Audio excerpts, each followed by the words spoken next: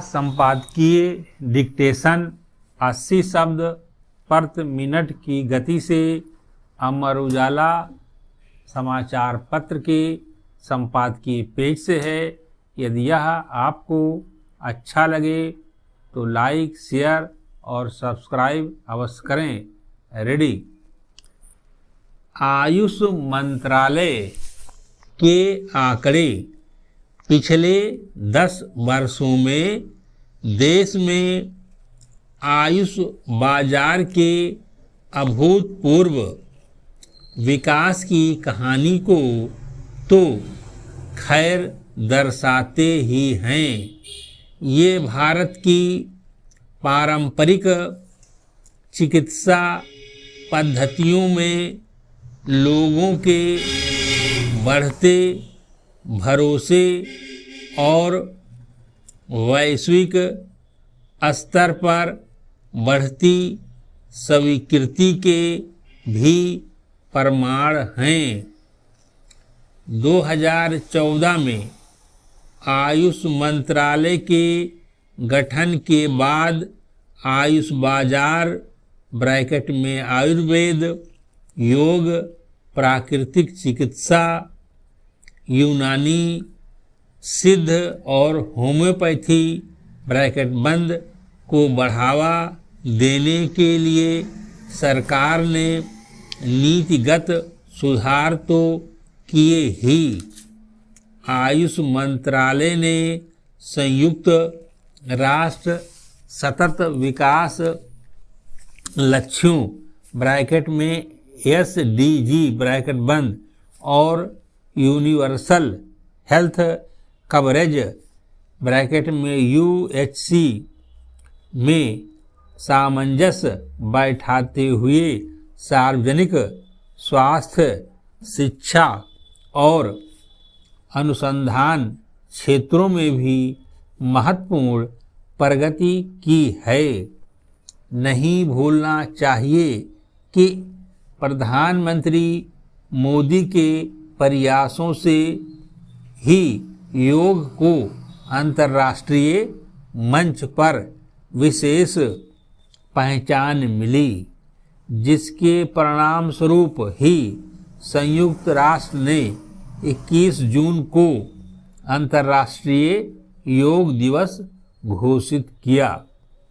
आंकड़ों की बात करें तो देश में आयुष बाजार का आकार 2014 के 2.85 अरब डॉलर से बढ़कर 2023 में 43.4 अरब अमेरिकी डॉलर हुआ है।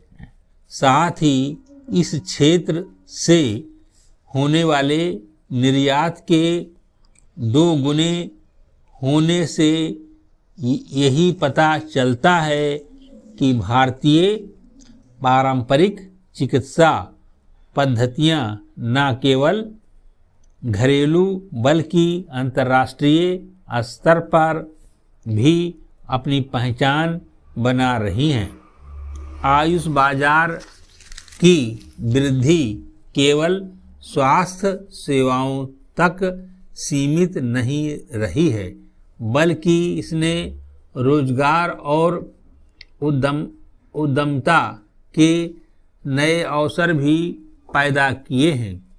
आयुर्वेदिक दवाओं, हर्बल उत्पादों व योग से जुड़े सामानों का निर्यात तेजी से बढ़ने से ग्रामीण क्षेत्रों में भी छोटे उद्योगों को बढ़ावा मिला है।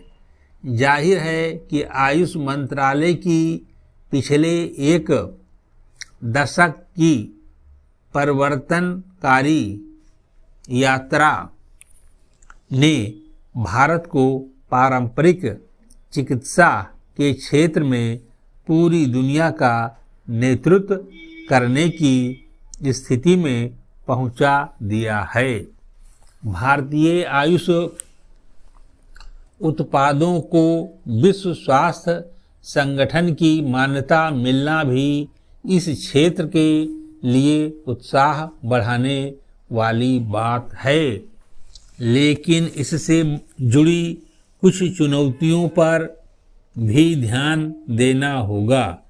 गुणवत्ता नियंत्रण के मानकों का बनाए रखना, जड़ी बूटियों की आपूर्ति श्रृंखला को टिकाऊ और पर्यावरण अनुकूल बनाने पर ध्यान देना, वैज्ञानिक शोध को बढ़ावा देना और अंतर्राष्ट्रीय बाजार की ज़रूरतों के अनुसार उत्पादों का विकसित करना भी बेहद आवश्यक है। इसके अतिरिक्त पारंपरिक चिकित्सा पद्धतियों को आधुनिक चिकित्सा मॉडल के साथ समन्वित करना भी एक अहम मुद्दा है, ताकि वह पूरक व्यवस्था के रूप में कार्य कर सके। आयुष बाजार की प्रगति भारत के स्वदेशी ज्ञान और परंपराओं को शक्ति को दर्शाती है।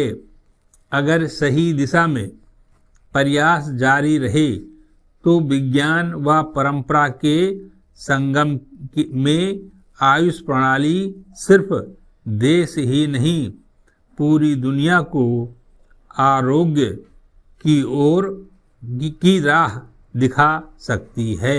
समाप्त।